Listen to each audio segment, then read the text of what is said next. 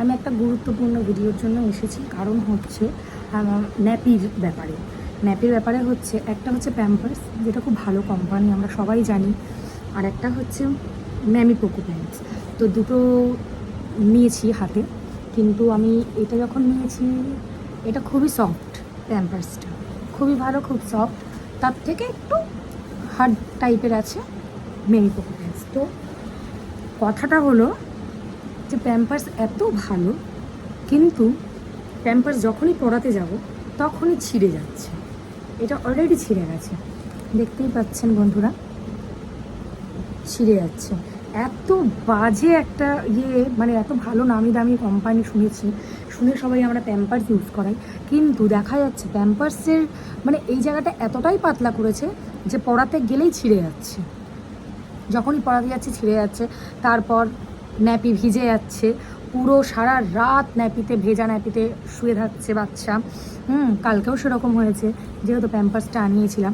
কিন্তু এই Mamy Poco প্যান্টসে কিন্তু সেই জিনিসগুলো হয় না।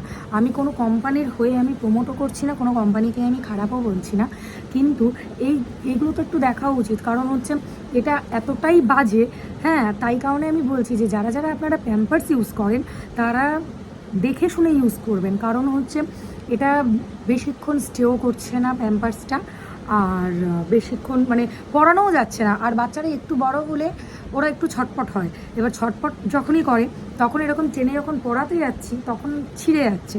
এবার একটা ছিঁড়লো ঠিক আছে, দুটো ছিঁড়লো ঠিক আছে, এবার পরপর যদি এরকম হতে থাকে তখন তো প্রবলেম।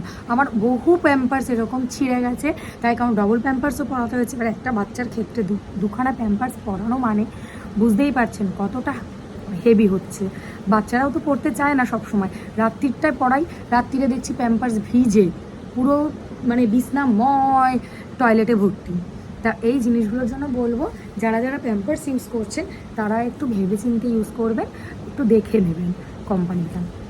আমি কোনো কোম্পানির হয়ে বলছি না, কোনো খারাপও বলছি না, ভালোও বলছি না, কিন্তু আমার ক্ষেত্রে এই জিনিসটা ঘটেছে বলে আজকে আমি ভিডিওটা করলাম।